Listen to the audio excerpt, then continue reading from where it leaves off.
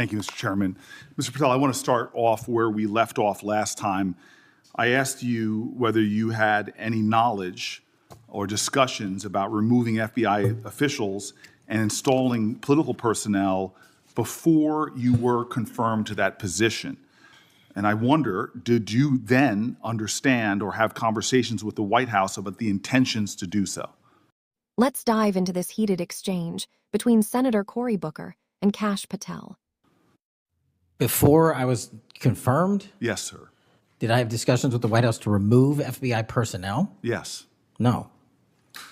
So you're saying that you had no discussions with the White House before you were in the position about the removal of any personnel from the agency? As I was preparing for my confirmation hearing, I had numerous discussions involving the type of people that would be employed, and that those that were failing to meet the mark at the FBI would no longer be employed if I were confirmed. And I'm assuming that mark had to do with loyalty to the Trump administration. No, you're wrong. Okay. I'd like to revisit another subject from that hearing. Did you testify, you did testify before the grand jury that President Trump had declassified the documents at issue in the Mar-a-Lago classified documents case. Is that correct? I don't have the grand jury transcript. That's why I released it. Whatever it says is the best evidence. That's what you said to Senator Whitehouse, that your grand jury testimony was publicly released. It has not been. In fact, in July, a court denied a news outlet's bid to get that transcript. But the court said quite clearly that you are free to discuss your grand jury testimony. So I ask you again, did you testify before the grand jury that President Trump declassified the documents at issue in the Mar-a-Lago classified document case? And that is why I took your invitation to work with the department and the court to have that transcript released. And the transcript is the best evidence of what I said then. So you're saying right now this committee can have access to what you said before the grand jury? To whatever was released. Under my understanding, Senator, that the Department of Justice You and I both understand the law. Let me finish. I understand under Rule 6 of the Federal Rules of Procedure, a grand jury witness, in this case you, is not barred from sharing their grand jury testimony. This is an oversight hearing. This is germane to your integrity and credibility. You know right now whether or not you testified that President Trump declassified the documents at issue in the Mar-a-Lago classified documents case. Why are you refusing to answer that simple yes or no question right now? Because the premise of your question is inaccurate, and there is no premise to my question, but trying to get to an order of what is truth or not. How do you How do you know what was asked in the grand jury if you weren't there? Mr. Patel, this is a mockery you're making of this hearing and simple questions. It's a simple question. If you have Mr. a transcript, during you can your read nomination, the question, but you don't have it. You promised that, quote, all FBI employees will be protected against political retribution. When I asked you, are you aware of any plans or discussions to punish in any way, including termination, FBI agents or personnel associated with the Trump administration, you explicitly said under oath that you were not aware of any plans to punish FBI agents associated with criminal investigations of Donald Trump. I don't believe you were truthful. Firing FBI employees based solely on the cases that they are investigating, their case assignments, is illegal, and you know that. A new lawsuit that's been discussed numerous times, filed by 3 FBI officials, alleges that you carried out Donald Trump's campaign of retribution, in quotes, against FBI employees for, quote, failure to demonstrate sufficient political loyalty. One of those plaintiffs has been discussed today, Brian Driscoll. Now, we know 20 years of distinguished service to the FBI before you terminated him. Special agent in charge of FBI's Newark field office, where he operated with distinction. Medal of Valor winner, Shield of Bravery awards. He's a patriot. You terminated Driscoll via a letter dated October 8th, 2025, and in that letter, you said that you were firing him pursuant to Article 2 of the Constitution. Well, you're not the President of the United States, and so I'm wondering under what authority you were allowed to terminate him. That matter is under litigation, and I'm not able to discuss it. Okay, well, discuss this. Did you have discussions with Stephen Miller about firing this particular person or about his continuance in the FBI? Not that I recall.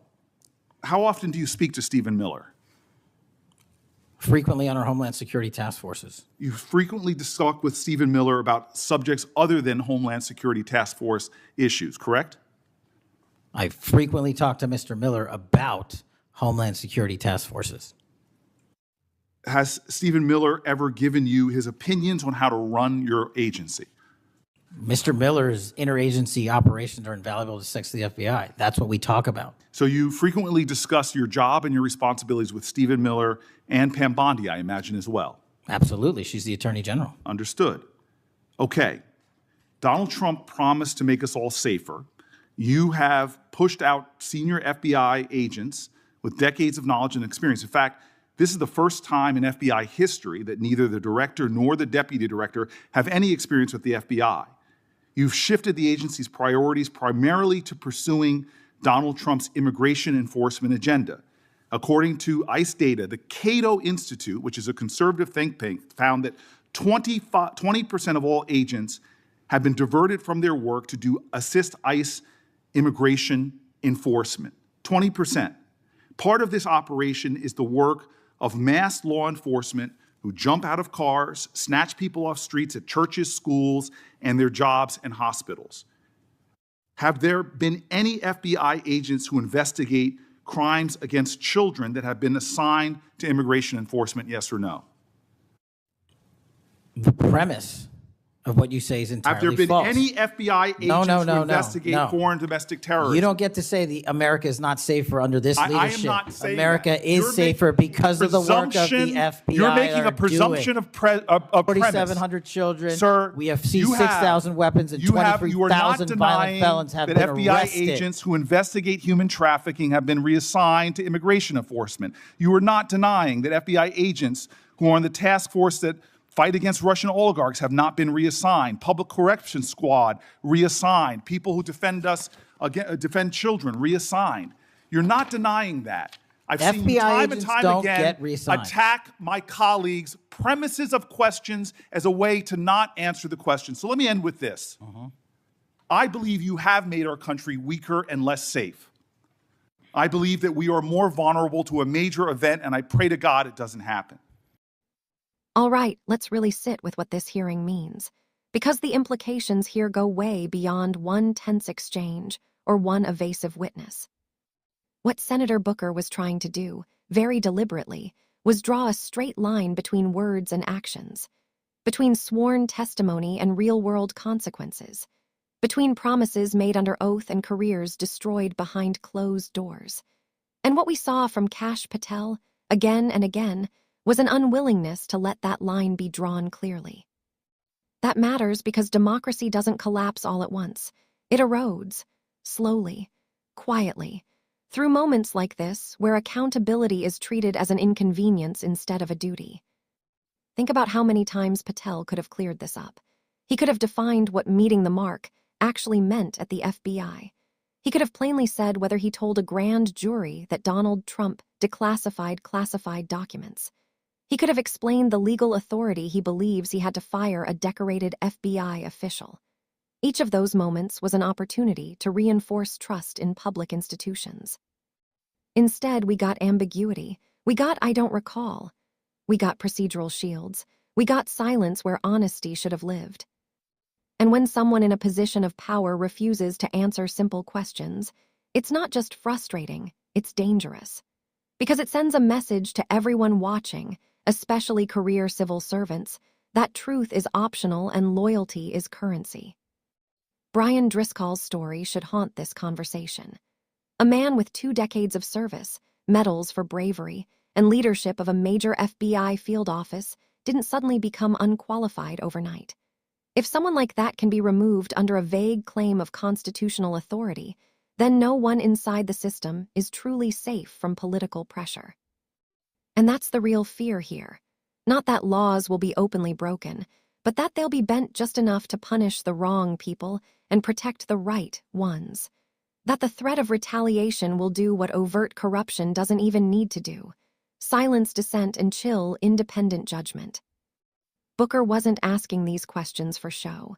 He was testing whether the guardrails still exist, whether oversight still has teeth, Whether someone entrusted with immense authority understands that the law is bigger than any one administration or ideology.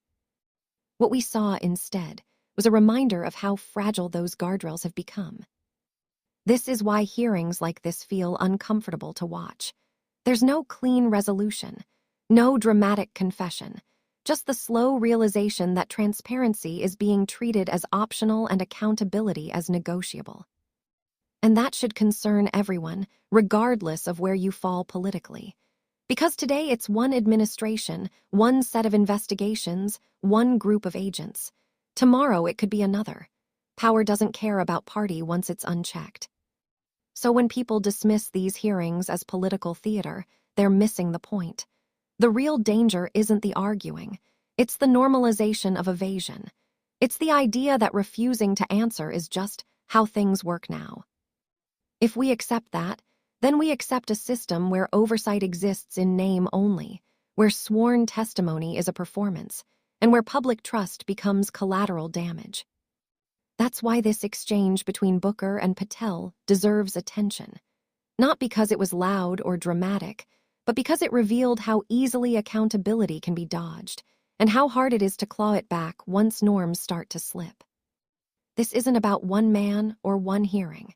It's about whether truth still matters in positions of power, and whether Congress is willing to keep pressing even when the answers don't come easily.